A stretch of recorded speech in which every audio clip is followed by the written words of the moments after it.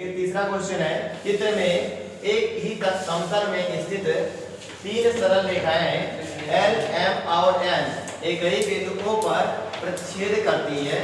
यदि a degree minus b degree equal to कितना हो 70 डिग्री हो तो a डिग्री और b डिग्री के मान जान लीजिए। फिगर इस प्रकार से दिया गया है।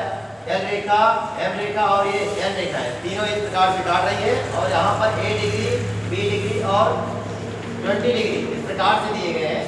देख रहे हैं कि a डिग्री, 20 डिग्री और b डिग्री एक ही रेखा L पर स्थित है ना। तो इसलिए क्या होगा, यहाँ पर a डिग्री, 20 डिग्री और b डिग्री इन तीनों का योग कितना हो जाएगा 180 डिग्री हो जाएगा। तो हम क्या करते हैं, सबसे पहले जो दिया हुआ है a degree minus b degree उसका वैल्यू हम 70 डिग्री यहाँ पर लिख लेते हैं। हल करने से पहले हम क्या करेंगे, जो क्वेश्चन में दिया है उसको हम क्या कर लेंगे, नोट कर लेंगे। अब यहाँ से चित्र से स्पष्ट हो रहा है, क्या स्पष्ट हो रहा है, ये जो रेखा L है उसके एक ही तरफ a डिग्री, 20 डिग्री और b डिग्री स्थित है। इसलिए इस तीनों कोणों का योग कितना हो जाएगा 180 डिग्री, क्योंकि किसी एक ही रेखा पर बना हुआ कोण कितना होता है 180 डिग्री। इसलिए हम तीनों के योग को 180 डिग्री लिख सकते हैं। यहाँ लिखेंगे, चित्र से स्पष्ट है कि a degree, 20 degree, b degree Rekha L के एक ही ओर बने हुए कोण है। अतः a डिग्री, 20 डिग्री और b डिग्री का सम कितना हो जाएगा 180 डिग्री। मतलब इन तीनों को जोड़ लेंगे तो कितना आएगा 180 डिग्री।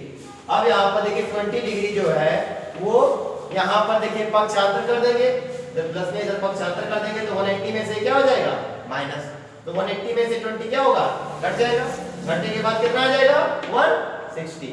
ये चीज वैसे नोट कर लेंगे हम। तो यहाँ दिया था a minus b degree equal to क्या था 70 डिग्री और यहाँ क्या प्राप्त हुआ a degree plus b degree equal to 160। देख रहे हैं यहाँ पर b माइनस में, यहाँ पर b प्लस में, इसलिए हम क्या कर देंगे दोनों समीकरणों को जोड़ देंगे तो b b एक दूसरे से कैंसिल हो जाएगा। यहाँ पर हम क्या कर देंगे, समीकरण एक में समीकरण दो को हम जोड़ देंगे। जोड़ते हैं जब तो यहाँ पर इन दोनों को एक साथ ले लेते हैं और जब जोड़ेंगे तो ये माइनस में और ये प्लस में कैंसिल हो जाएगा, a जुड़ जाएगा 2a हो जाएगा और 70 में 160 जो है कितना हो जाएगा 230 डिग्री। अब यहाँ पर 2a का वैल्यू कितना है 230 डिग्री, a का वैल्यू जब निकालेंगे 2 को यहाँ पर क्या कर देंगे ट्रांसफर कर देंगे, पक्षांतर कर देंगे, तो ये 2 का 2 यहाँ मल्टीप्लाई कर रहा है में, इधर जाके 230 में डिवाइड कर देगा।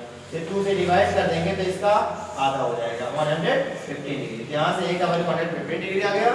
अब क्या कर देंगे, a का वैल्यू हम चाहे समीकरण 1 में या समीकरण 2 में रख देते हैं। तो ऐसी स्थिति में देखिए हम यहाँ समीकरण 2 में रखते हैं, a का मान समीकरण 2 में रखने पर 2 में रखेंगे a की जगह पर कितना 115, तो 115 प्लस क्या हो जाएगा b degree equal to 60 degree. अब b का वैल्यू हमें निकालने के लिए क्या कर देंगे 115 डिग्री को पक्षांतर, यहाँ प्लस में इधर जाएगा तो 160 में से माइनस हो जाएगा और चूंकि माइनस हो जा रहा है इसलिए 160 में से 115 माइनस कर देंगे तो कितना आ जाएगा 45 डिग्री। इस तरह से हमें a और b का वैल्यू प्राप्त हो जाएगा।